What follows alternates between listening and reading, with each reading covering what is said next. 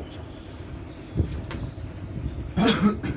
কারণ আমরা পদার্থের গঠন চ্যাপ্টারটার পরবর্তী অংশে চলে আসি। আমরা রাদারফোর্ডের পরমাণু মডেলটা দেখছিলাম, তার সীমাবদ্ধতা দেখেছিলাম, তাই না? যে তার মেন সীমাবদ্ধতা হচ্ছে রাদারফোর্ড বিবেচনা করছে যে সূর্যের চারপাশে গ্রহগুলো যেভাবে মহাকর্ষ বলের কারণে সূর্যের চারপাশে ঘুরতে থাকে বৃত্তাকার পথে, ঠিক সেরকম আসলে বৃত্তাকার পথে ঘুরে না, উপবৃত্তাকার পথে ঘুরে, ঠিক সেরকম তোমার নিউক্লিয়াসের চারপাশে ইলেকট্রনগুলো স্থির তড়িৎ আকর্ষণ মানে তড়িৎ আকর্ষণে ঘুরতে থাকে। ঠিক আছে, ওকে। এখন এখানে প্রবলেমটা হচ্ছে ম্যাক্সওয়েলের তাড়িৎচুম্বক তত্ত্ব অনুসারে দেখা যাবে যে যদি কোনো ইলেকট্রন, কোনো চার্জিত কণা যদি ঘুরতে থাকে, মানে তার ব্যাগের পরিবর্তন হয়। ঘুরা মানে কিন্তু ব্যাগের দিক অন্তত পরিবর্তন হচ্ছে। ব্যাগের পরিবর্তন হওয়া মানে তো ত্বরণ হওয়া। তুমি বুঝতেছো না কঠিন লাগছে কথাগুলো? তাহলে মেইন ম্যাক্সওয়েল মানে প্রমাণ করেন গাণিতিকভাবে যে কোনো চার্জিত কণার যদি যে কোনো রকম ত্বরণ থাকে ঘোরার জন্য, মানে ব্যাগের দিক পরিবর্তনের জন্য অথবা ব্যাগের মান পরিবর্তনের জন্য কোনো রকম ত্বরণ থাকে, তাহলে সে চার্জিত কণা থেকে তাড়িৎচুম্বক তরঙ্গ আকারে তার যে গতিশক্তি, সেই গতিশক্তি থেকে কিছু শক্তি তাড়িৎচুম্বক তরঙ্গ আকারে শূন্য স্থানে ছড়িয়ে পড়তে থাকে। তার মানে তার গতিশক্তি কমে যাবে। তার কমে গেলে, তার গতিশক্তি কমে গেলে কী হবে? তার গতিবেগ কমতে থাকবে, তাই না? তাহলে ঠিক সেরকম ইলেকট্রনগুলো যখন ঘুরবে তখন তাড়িৎচুম্বক তরঙ্গ আকারে তার শক্তি কিছু কিছু কিছু শক্তি ক্রমাগত নির্গত হতে থাকবে। কাজে তার গতিবেগ হ্রাস পেতে পেতে এভাবে গতিবেগ যত হ্রাস পাবে তত বলবিদ্যা বলবে যে তার প্রোটন থেকে তার দূরত্ব কমে আসতে থাকবে। ঠিক আছে? যেমন পৃথিবী যে ব্যাগ নিয়ে ঘুরছে সেই ব্যাগের অর্ধেক ব্যাগ যদি হয়ে যায় তাহলে পৃথিবী সূর্যের অনেক কাছে চলে আসবে। ঠিক আছে, ওকে। তো এইভাবে অত্যন্ত দ্রুত, মানে আমাদের চোখের পলক ফেরার আগেই সে নিউক্লিয়াসে গিয়ে পড়বে, এবং তখন পরমাণু বলেই কোনো কিছু আসলে গঠিত হওয়ার কথা না, অথচ আমরা দেখতেছি পরমাণু খুব ভালোভাবেই গঠিত আছে। তাহলে এই বিষয়টা কিন্তু বিশ্লেষণ করতে পারলো না, মানে বিশ্লেষণ করা গেল না এই রাদারফোর্ডের মডেল দিয়ে। দেখো, বুঝতে পারছো? আর আমরা জানি তাড়িৎচুম্বক তরঙ্গ আকারে যদি শক্তি বিকিরণ করে তখন কি হবে? ওই তাড়িৎচুম্বক তরঙ্গ আকারে শক্তি বিকিরণ করলে পরবর্তীতে বিজ্ঞানীরা বর্ণালী বিশ্লেষণ করার একটা পদ্ধতি তৈরি, মানে একটা এক্সপেরিমেন্টাল একটা যন্ত্র আবিষ্কার করলো, স্পেকট্রোমিটার। যার কাজ হচ্ছে বর্ণালী বলতে কি বুঝে আসলে? বর্ণালী হচ্ছে যেমন বিজ্ঞানী নিউটন, অনেক আগে বিজ্ঞানী নিউটন পরীক্ষা নিরীক্ষা করে আবিষ্কার করেন যে সাদা আলোকে প্রিজমের মধ্যে বা এই ধরনের কোনো স্বচ্ছ তল, প্রিজম 3 কোণা 4 কোণা, ঠিক আছে? প্রিজম কি তোমরা আসলে জ্যামিতিতে পড়বে, আর মতো জ্যামিতি নেই। প্রিজম একটা জ্যামিতিক আকৃতির নাম, ঠিক আছে? তুমি ভাবছো এটা একটা যন্ত্রের নাম, একটা জ্যামিতিক আকৃতির নাম হচ্ছে প্রিজম। যেমন কোন আইসক্রিমের মধ্যে আইসক্রিমটার নাম না, কোন শেপটার নাম, এরকম শেপটার নাম হচ্ছে কোন। তাহলে জন্য কোন শেপের আইসক্রিম বলে এটাকে কোন আইসক্রিম বলা হচ্ছে। প্রিজম একটা শেপের নাম, আসলে জ্যামিতিক শেপের নাম। তো যাই হোক, এরকম বিভিন্ন শেপের কাঁচের মধ্যে দিয়ে যখন সাদা আলোকে পাস করানো হবে তখন প্রতিসরণ ঘটবে। প্রতিসরণের ফলে বিভিন্ন সাদা বর্ণের আলো আসলে একটা মৌলিক বর্ণের সমন্বয়ে তৈরি না, ওখানে অনেকগুলো মৌলিক কালার বা মৌলিক কম্পাঙ্ক, এক একটা কম্পাঙ্ক এক একটা কালার বোঝাবে আলোর। ঠিক আছে, বুঝতেছো? আচ্ছা, তাহলে বিভিন্ন কম্পাঙ্ক বিভিন্ন দিকে প্রতিসরিত হবে, পর্দার মধ্যে রঙগুলো আলাদাভাবে আলাদা রঙের কালারগুলো পড়বে, এটাকে বলা হচ্ছে বর্ণালী। তো পরবর্তীতে বিজ্ঞানীরা দেখান যে পরমাণু থেকে যে তাড়িৎচুম্বক তরঙ্গ যদি বের হয়, পরমাণু থেকে যেগুলো বের হয় সেগুলোও কিন্তু একটা বর্ণালী সৃষ্টি করবে, সেগুলোও পর্দার মধ্যে রঙিন একটার পর একটা পড়তে থাকবে। ঠিক আছে? তাহলে ম্যাক্সওয়েলের তত্ত্ব অনুসারে ওই যে ইলেকট্রনটা যে ঘুরে ঘুরে যে তোমার নিউক্লিয়াসে পড়বে, তার জন্য তো অবিচ্ছিন্নভাবে অনবরত সে তাড়িৎচুম্বক তরঙ্গ বিকিরণ করবে। ঠিক আছে?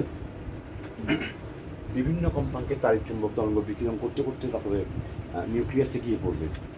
কাজে ওইটা যদি আমি বর্ণালী, মানে ওই পরমাণুটার যেটা, ওই পরমাণু যেখানে নিউক্লিয়াস ইলেকট্রনটা পড়ে যাচ্ছে নিউক্লিয়াসে, সেটা যদি বর্ণালী দেখি, বর্ণালী কন্টিনিউয়াস দেখাবে, তাই না? কোথাও কোনো গ্যাপ থাকবে না। কিন্তু দেখা যাচ্ছে যে বিভিন্ন উত্তপ্ত পদার্থ, যেমন হাইড্রোজেন গ্যাস, উত্তপ্ত হাইড্রোজেন গ্যাস, উত্তপ্ত সোডিয়ামকে অনেক উত্তপ্ত করে গ্যাসীয় পদার্থে পরিণত করে, তারপর সেখানের মধ্যে দিয়ে যখন সেই উত্তপ্ত সোডিয়াম থেকে যে বর্ণালী পাওয়া যাবে, অথবা হাইড্রোজেন থেকে যে বর্ণালী পাওয়া যায়, সেই বর্ণালীগুলো কিন্তু কন্টিনিউয়াস না, মাঝখানে কালো গ্যাপ আছে। কালো গ্যাপ মানে হচ্ছে যে ওখানে যে বিকিরণটা হওয়ার কথা, যে তাড়িৎ চুম্বক তরঙ্গ কম্পাঙ্কটা পড়ার কথা, সেটা পড়ছে না, অর্থাৎ সেই বিকিরণটা হচ্ছে না কোনো কারণে। ঠিক আছে, তাহলে এই তুমি কথাটা বুঝছো? তাহলে দেখা যাচ্ছে যে ম্যাক্সওয়েল তত্ত্ব অনুসারে ইলেকট্রনটা নিউক্লিয়াসে কন্টিনিউয়াস পড়ার কথা, কিন্তু পড়ছে না। আর কন্টিনিউয়াস পড়লে বর্ণালীও কন্টিনিউয়াস দেখা যাওয়ার কথা, কিন্তু দেখা যাচ্ছে না, বর্ণালীর মধ্যেও গ্যাপ থাকছে। অর্থাৎ কোনো জায়গায় আসলে ইলেকট্রন তাড়িৎ চুম্বক তরঙ্গ আকারে শক্তি বিকিরণ করছে না, এজন্য ওই জায়গাগুলোতে বর্ণালীতে কালো গ্যাপ দেখা যাচ্ছে। ঠিক আছে, তাহলে এটার ব্যাখ্যা কি? প্রকৃতির নিয়ম অনুসারে তো তার বর্ণালী, তার প্রত্যেকটা কম্পাঙ্ক বিকিরণ করার কথা। কি আমার কথাটা বুঝতে পারছো? ওকে, তারপর এই সমস্যাটা সমাধান করেন বোর। ঠিক আছে, বোর সমাধান করতে গিয়ে এখানে পদার্থবিজ্ঞানের যে আধুনিকতম একটা তত্ত্ব, কোয়ান্টাম তত্ত্বের সাহায্য নেন। কোয়ান্টাম তত্ত্ব কি বলছে? এক কথাই বলি, বিভিন্ন এক্সপেরিমেন্ট থেকে দেখা যাচ্ছে যে, যেমন ম্যাক্স প্ল্যাঙ্ক মূলত কোয়ান্টাম তত্ত্বের জনক। তাহলে আধুনিক পরমাণুর গঠনের মূলে আছে কোয়ান্টাম তত্ত্ব। কোয়ান্টাম তত্ত্ব বলছে যে শক্তি তুমি যেভাবেই বিকিরণ করো না কেন, এই যে তাড়িৎ চুম্বক শক্তি কখনোই অবিচ্ছিন্নভাবে বের হবে না, প্যাকেট আকারে বের হবে, ঝলক আকারে। যদি আমরা সেটা দেখবো না, আমরা দেখবো যে অবিচ্ছিন্নভাবে বের হচ্ছে। ঠিক আছে, যেমন ধরো আমি একটা কলটা খুললাম, পানি পড়লো, আমরা দেখলাম পানি অবিচ্ছিন্নভাবে পড়তেছে, কন্টিনিউয়াস। ঠিক আছে, কিন্তু তুমি যদি উন্নত ভিডিওগ্রাফি দিয়ে, ক্যামেরা দিয়ে ভিডিও তুলে এবং সেটাকে স্লোলি চালাও, ঠিক আছে, স্লোলি না, তোমাকে তুলতে হবে অত্যন্ত স্পিডে। হ্যাঁ, তোমাকে ফাস্ট করে তুলতে হবে ছবিটা। তোলার পর তুমি যখন এটাকে স্লোলি চালাবে, তখন দেখবে যে পানিগুলো আসলে ফোঁটাগুলো বিচ্ছিন্নভাবে পড়তেছে। স্লোলি যখন চালাবে, আসলে এত স্পিডে পড়ছে বলে আমরা আসলে বিচ্ছিন্নতাটা বুঝতে পারতেছি না। আমার কথাটা বুঝছো? দেখা যাবে যে ঝাঁকে ফোঁটা একটা করে পড়তেছে, কিন্তু আমরা দেখি যে কল থেকে কন্টিনিউয়াসলি পানি পড়ছে, তাই না? ঠিক সেরকম তাড়িৎ চুম্বক তরঙ্গ এত দ্রুত, তাদের স্পিড এত বেশি যে তাদের মধ্যে যে বিচ্ছিন্নতা আছে। পানি যেমন ফোঁটা পড়তে থাকে, আসলে আমার কথা বুঝতে পারছো না? কঠিন লাগছে? ঠিক সেরকম আসলে তাড়িৎ চুম্বক তরঙ্গ যখন বিকিরিত হয় কোনো একটা বস্তু থেকে, তখন আসলে তারাও বিচ্ছিন্ন হয়, ফোঁটা আকারে বিকিরিত হয়। ঠিক আছে, এবং এই প্রত্যেকটা ঝলক এক একটাকে আমাদের ম্যাক্স প্ল্যাঙ্ক নাম দিলেন এক একটা কোয়ান্টাম। ঠিক আছে, কোয়ান্টাম শব্দটা আসলে লিখি আমি। কোয়ান্টাম শব্দটা আসলে প্রাচীন ল্যাটিনে ব্যবহৃত একটা একক। কোয়ান্টাম মানে হচ্ছে যে এক একটা ক্ষুদ্র প্যাকেট, সবচেয়ে ছোট প্রয়োজনীয় মান, এটাকে বলা হয় কোয়ান্টাম। ল্যাটিন শব্দ বুঝতে কষ্ট হচ্ছে মনে হয়। যেমন তারা ল্যাটিনরা যখন ব্যবসা বাণিজ্য করতো, ধরো তারা সাপোজ ধরো আলু বিক্রি করছেন, আমরা যেমন আলু বিক্রি করতে গেলে যে কোনো পরিমাণ আলু নিতে পারি, তাই না? ধরো কেউ যদি চায় যে 1 কেজি আলু, সে 1 কেজি আলু নিতে পারবে। কেউ যদি চায় যে 1.5 কেজি, সে 1.5 কেজি নিতে পারবে। কিন্তু ওদের ব্যবসাগুলো ওরা এভাবে করতো না। ওরা সুবিধাজনক করতো কি, ধরো নির্দিষ্ট পরিমাণ আলুর একটা প্যাকেট তৈরি করতো। তোমাকে নিতে হবে যে প্যাকেটগুলো, ধরো একটা প্যাকেটে 1 কেজি আলু আছে, তাহলে তুমি 1.5 কেজি আলু নিতে পারবে না। তোমাকে হয় 1 প্যাকেট, নাহলে 2 প্যাকেট, প্রতিটা প্যাকেটে 1 কেজি করে আলু আছে। তোমাকে নিতে হবে হয় 1 প্যাকেট, মানে 1 কেজি অথবা 2 কেজি অথবা 3 কেজি। তুমি 1.5 কেজি আলু নিতে পারবে না। তাহলে এই ছোটো প্যাকেট করে যেগুলোকে ওরা বিক্রি করতো, সেই প্যাকেটগুলোকে কোয়ান্টাম বলতো। যে কত কোয়ান্টাম বিক্রি হয়েছে, 10 কোয়ান্টাম, নাকি তোমার কত লাগবে, 10 কোয়ান্টাম না 20 কোয়ান্টাম নাকি 5 কোয়ান্টাম। কি বুঝতে পারছো? ঠিক একইভাবে ধরো ওরা দুধ বিক্রি করছে, ওরা নির্দিষ্ট প্যাকেটের মধ্যে নির্দিষ্ট পরিমাণ দুধ রাখতো, এবং তুমি ইচ্ছা করলে তোমার ইচ্ছা মতো পরিমাণের তুমি দুধ কিনতে পারবে না, তুমি প্যাকেট কিনতে পারবে। ওই প্যাকেটগুলোকে কোয়ান্টাম বলতো। সবচেয়ে ক্ষুদ্রতম যে পরিমাণ তারা প্যাকেট করতো, সেটাকে 1 কোয়ান্টাম বলতো। 1 কোয়ান্টাম দুধ, 1 কোয়ান্টাম আলু। বুঝতে পারছো কোয়ান্টাম শব্দটা? তো ম্যাক্স প্ল্যাঙ্ক দেখলেন যে বিকিরণও সেরকম কোয়ান্টাম আকারে বের হয়। যেন একটা প্যাকেট থাকে, তুমি ইচ্ছা করলে 1.5 প্যাকেট শক্তি পাবা না। কি বুঝতে পারতেছো? প্রত্যেকটা প্যাকেটের নির্দিষ্ট পরিমাণ শক্তি থাকে। ওগুলোকে, ওই শক্তিগুলোকে সবচেয়ে ক্ষুদ্রতম প্যাকেটের মধ্যে যে শক্তি আছে সেটা সবচেয়ে ক্ষুদ্রতম, সেটাকে 1 কোয়ান্টাম শক্তি বললেন ম্যাক্স প্ল্যাঙ্ক। তাহলে এভাবে বিকিরণ বিচ্ছিন্নভাবে বের হয় এবং প্রতিটি বিকিরণের ক্ষুদ্রতম শক্তি হচ্ছে 1 কোয়ান্টাম। এটাকে বলা হচ্ছে কোয়ান্টাম তত্ত্ব। এখন সমস্যাটা হচ্ছে এখানে, আমরা জানি প্রকৃতির নিয়ম অনুসারে বস্তু চলতে বাধ্য, ঠিক আছে? কিন্তু দেখা যাচ্ছে যে এখানে যে বিকিরণটা প্রকৃতির নিয়ম অনুসারে হওয়ার কথা, সেই বিকিরণটা সবসময় হচ্ছে না, স্টপ থাকতেছে, একটু পরে আবার বিকিরণ হচ্ছে। তাহলে এখান থেকে একটা খুব গুরুত্বপূর্ণ ধারণা আমাদের চলে আসে, সেটা হচ্ছে যে বস্তুগুলো, বিশেষ করে কণিকাগুলো সবসময় প্রকৃতির নিয়মের অধীনে কাজ করে না। যে সমস্ত মানগুলো তাদের পছন্দ, যে সমস্ত সিচুয়েশানগুলো তাদের পছন্দ, সেসব সিচুয়েশানে তারা প্রকৃতির নিয়ম অনুসারে চলে। আর যেগুলো তাদের পছন্দ না, সেসব ক্ষেত্রে তারা প্রকৃতির নিয়ম অনুসারে চলে না। বুঝতে পারছো? তাহলে একইভাবে এই ফিলোসফিটাকে যদি আমি পরমাণুর গঠনে কাজে লাগাই, যেটা বোর করলেন, উনি বললেন যে, তুমি বুঝতে পারছো, ওনাকে দুইটা জিনিস মিলাতে হচ্ছে। একটা হচ্ছে যে ম্যাক্সওয়েলের তাড়িৎচুম্বক তত্ত্ব অনুসারে কেন ইলেকট্রন নিউক্লিয়াসে পড়ছে না, এটাও ব্যাখ্যা করতে হবে। তারপর বর্ণালীর মধ্যে কেন গ্যাপ দেখা যাচ্ছে, সেটাও ব্যাখ্যা করতে হবে, তাই না? তো উনি আবার শুধু এটাই না, আরও উচ্চতর জায়গায় গিয়ে যখন তুমি জানবা যে এই যে বর্ণালীর কম্পাঙ্কগুলো বের করার একটা সূত্র তৈরি করেছে বিজ্ঞানীরা দেখে দেখে, ওই সূত্রটাও মিলাইতে হবে। কি বুঝতে পারতেছো? দেন এগুলো সবগুলো এই এক্সপেরিমেন্টাল ফলাফল মেলানোর জন্য তিনি একটা হাইপোথিসিস দাঁড় করালেন, কোয়ান্টাম তত্ত্ব ধার করে, কোয়ান্টাম তত্ত্বকে কাজে লাগিয়ে তিনি বললেন যে নিউক্লিয়াসের চারপাশে, সাপোজ ধরো এটা নিউক্লিয়াসের চারপাশে কতগুলো বৃত্তাকার কক্ষপথ, যেগুলোকে রাদারফোর্ড বলছে কক্ষপথ, সেগুলোকে তিনি নাম দিলেন শক্তি স্তর, এনার্জি লেভেল। কি বুঝতে পারছো? বোরের পরমাণু মডেল।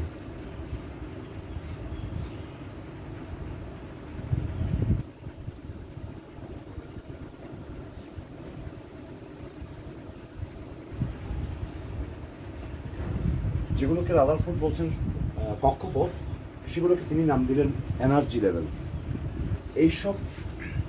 এইসব শক্তি স্তরে ইলেকট্রন যখন থাকবে, মানে ঘুরবে, তখন সে প্রকৃতির ওই নিয়মটা, ম্যাক্সওয়েলের তত্ত্বটা কি, সে ঘুরতে থাকলে সে তাড়িৎচুম্বক তরঙ্গ আকারে শক্তি বিকিরণ করবে। ম্যাক্সওয়েলের প্রাকৃতিক নিয়মটা সে তখন মেনে চলবে না। এটা হচ্ছে কণিকাগুলোর একটি বৈশিষ্ট্য। কণিকাগুলোর সমস্ত ক্ষেত্রে প্রকৃতিক নিয়ম, যে পদার্থবিজ্ঞান থেকে যে নিয়মটা বেরিয়ে আসবে, সেটা মেনে চলবে না। তাহলে এই সমস্ত শক্তিস্তর যখন ইলেকট্রন থাকবে, তখন সে আসলে ম্যাক্সওয়েলের সেই তত্ত্ব মেনে চলবে না। কাজে সে ওই সময় কোনো তাড়িৎচুম্বক তরঙ্গ বিকিরণই করবে না, একদম বিকিরণ করবে না। এরকম কতগুলো শক্তিস্তর আছে বিভিন্ন দূরত্বে, এটা আরেকটা শক্তিস্তর। এটাকে যদি প্রথম নিউক্লিয়াস থেকে প্রথম যে শক্তিস্তর যেখানে ইলেকট্রন থাকলে সে তাড়িৎচুম্বক তরঙ্গ আকারে শক্তি বিকিরণ করবে না, সেটাকে আমরা বলতে পারি প্রথম শক্তিস্তর। এভাবে একটু গ্যাপ দিয়ে আরেকটা দ্বিতীয় শক্তিস্তর আছে, যেখানেও যখন ইলেকট্রন থাকবে তখনও সে আবার প্রকৃতির ওই নিয়মটা সে মেনে চলবে না। কিন্তু এর মাঝখানে যখন ইলেকট্রন থাকবে, তখন সে ম্যাক্সওয়েলের সূত্রানুসারে সুর করে তাড়িৎচুম্বক তরঙ্গ বিকিরণ করে এভাবে স্পাইরালি এখানে এই শক্তি স্তরে এসে পড়বে, তখন সে আবার ম্যাক্সওয়েলের সূত্রানুসারে তাড়িৎচুম্বক তরঙ্গ বিকিরণ করবে না। দেখো, বুঝতে পারতেছো? তাহলে কোয়ান্টাম তত্ত্ব আমাদেরকে জানিয়ে দিচ্ছে যে কেন একটা পরমাণু স্থায়িত্ব লাভ করতে পারে। কারণ ইলেকট্রনেরও পছন্দ আছে। তাহলে দেখো, বিষয়টা খুবই স্বাভাবিক। ইলেকট্রন যদি সর্বদা প্রকৃতির নিয়ম অনুসারে চলতো, তাহলে পরমাণুই গঠিত হতো না, এবং এই মহাবিশ্বের পুরো বস্তুগুলোই সৃষ্টি হতো না, প্রাণও সৃষ্টি হতো না, আমাদেরও উৎপত্তি হতো না। বুঝতে পারতেছো?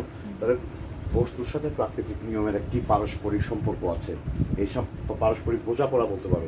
এটার কারণে আসলে মহাবিশ্বের সব কিছু সৃষ্টি হচ্ছে, ব্যালেন্সে আছে, পরিবর্তন হচ্ছে। যদি এরকম হতো এক পেশে প্রকৃতির নিয়ম অনুসারে সর্বদা সমস্ত কিছু চলতে পারতো, তখন আসলে কোনো কিছু সৃষ্টি হতে পারতো না, উৎপত্তি লাভ করতো না কোনো কিছু। কঠিন লাগছে কতটা? সো দেন এবার বর্ণালীতে আসি। ইলেকট্রন যখন এই শক্তি স্তরে থাকবে, তখন সে কোনো তাড়িৎচুম্বক তরঙ্গ আকারে শক্তি বিকিরণ করবে না। তো ম্যাক্সওয়েল বর্ণালী বিশ্লেষণ করলেন এভাবে: যখন আমি কোনো একটা বস্তুকে উত্তপ্ত করছি, মানে বাইরে থেকে শক্তি দিচ্ছি, বুঝতেছো? তখন সেই শক্তিটা কে নিচ্ছে? প্রত্যেকটা পরমাণু ইলেকট্রন নিচ্ছে। ধরো ইলেকট্রন এই শক্তিস্তর থেকে লাফ দিয়ে বা এভাবে স্পাইরালি লাফ দিয়ে যখনই নিম্নতম শক্তি স্তর আসবে, তখন এই দুইটা শক্তি স্তরের শক্তি, প্রত্যেকটা শক্তি স্তরের নির্দিষ্ট শক্তি থাকবে। বোরের পরমাণুটার আরেকটা কথা, ধরো প্রথম শক্তি স্তরের শক্তি থাকবে ইউ1, অর্থাৎ এখানে যে ইলেকট্রন থাকবে, ইলেকট্রনগুলো থাকবে, তাদের শক্তি হবে ইউ1 পরিমাণ শক্তি। এরপরে দ্বিতীয় শক্তি স্তরে যে ইলেকট্রনগুলো থাকবে, তাদের শক্তি থাকবে ইউ2 পরিমাণ শক্তি। যদি তুমি এই পরমাণুটাকে উত্তপ্ত করো, তাহলে ইলেকট্রন করবে কি, এই শক্তি স্তর থেকে তার নিম্ন শক্তি স্তরে চলে আসবে। আসার সময় কীভাবে আসবে? ম্যাক্সওয়েলের তত্ত্ব অনুসারে স্পাইরালি তার চুম্বক তরঙ্গ বিকিরণ করতে করতে আসবে। কাজেই এই উচ্চ শক্তি স্তর থেকে নিম্ন শক্তি স্তরে যখন আসবে, তখন সে এই দুইটা শক্তি স্তরের পার্থক্য E2 মাইনাস E1 এই পরিমাণ শক্তির বিকিরণ করে আসবে। তাহলে ওই বিকিরণের শক্তিটা আমরা বর্ণালীতে দেখব। কিন্তু যেই মাত্র সে এখানে আসবে, আর কোনো বিকিরণ করবে না। কাজে এখানে থাকলে তার যে কম্পাঙ্ক বিকিরণ করার কথা, বুঝতেছো না? কঠিন লাগছে কে যাবে, দেখিও বলিও, বিকিরণ করার কথা, সেগুলো সে বিকিরণ করবে না। কাজে ওই জায়গায়, ওই কম্পাঙ্কের জায়গায় আমরা কালো দাগ উপস্থিত দেখবো। শক্তি স্তরগুলোতে যখন সে থাকবে, তখন সে কোনো রকম তার এই চুম্বক তরঙ্গ বিকিরণ করবে না। অর্থাৎ সে বিকিরণ করবে যে এখান থেকে দূর, এই পরিমাণ শক্তি। আবার এখান থেকে আরও উপরে থাকলে এখান থেকে দূরে, এটা কন্টিনিউয়াস নামবে না সে। বুঝতেছো? সোদেন বর্ণালীতে এই জন্য জায়গায় জায়গায় ওই শক্তি স্তরে থাকলে তার যে কম্পাঙ্কে বিকিরণ করার কথা, সেই বিকিরণগুলো সে করবে না। এই জন্য বর্ণালীতে এরকম কতগুলো মাঝখানে কম্পাঙ্কের মানে আলোর অনুপস্থিতি দেখতে পারবো আমরা। বুঝতে পারতেছো? সোদেন বোর কোয়ান্টাম তত্ত্বকে, কোয়ান্টাম ফিলোসফিকে কাজে লাগিয়ে পরমাণুর গঠন ব্যাখ্যা করলেন। তুমি বুঝতে পারছো কথাটা? উনি কি বললেন? উনি বললেন যে জাস্ট ইলেকট্রন সবসময় ম্যাক্সওয়েলের ততটা মেনে চলবে না, এটা ইলেকট্রন না, যে কোনো কণিকারই আসলে বৈশিষ্ট্য। কিন্তু এখন এই যে আমাদের বস্তু, এটা অসংখ্য কণিকা দিয়ে তৈরি। এই বস্তুতে তুমি আবার এটা দেখবে না, কারণ এই বস্তুটা অসংখ্য রকম কণিকা দিয়ে তৈরি। তুমি যখন তাকে কোনো একটা শক্তি দিবা বিকিরণ করার জন্য, ইলেকট্রনের সেটা মনে করো পছন্দ হচ্ছে না, এখানে ইলেকট্রন যারা আছে, অন্যান্য কণিকার হয়তো কারো না কারো পছন্দ হয়ে গেছে। কারো না কারো যখন পছন্দ হবে, তখন অন্যান্য যে কণিকাগুলো আছে তারা নেগোশিয়েট করে ফেলবে। যার ফলে আমি অসংখ্য কণা দিয়ে তৈরি বস্তুর মধ্যে এই প্রতিবাদটা দেখতে পারবো না। বুঝতে পারতেছো? ওকে, সো দেন কোয়ান্টাম তত্ত্ব কাজে লাগিয়ে ইজিলি বর্ণালীও বিশ্লেষণ করবে, এমনকি গাণিতিকভাবে বর্ণালী থেকে যে সূত্রটা বিজ্ঞানীরা তৈরি করেছিল এক্সপেরিমেন্টাল ইয়ে থেকে, বোরের এই তত্ত্ব থেকে সেই সূত্রটাও চলে আসে। তার মানে বোরের মডেল স্যাটিসফ্যাক্টরিয়ালি তোমার এক্সপেরিমেন্টাল যে ঘটনাগুলো, সেগুলোকে ব্যাখ্যা করতে পারলো। তাহলে বুঝতে পারছো না? কঠিন লাগছে? কঠিন লাগছে? আচ্ছা, ঠিক আছে, তাহলে আজকে এতটুকু থাকলো। আর তুমি, আচ্ছা ঠিক আছে, আমি বন্ধ করে দিতে দেবো।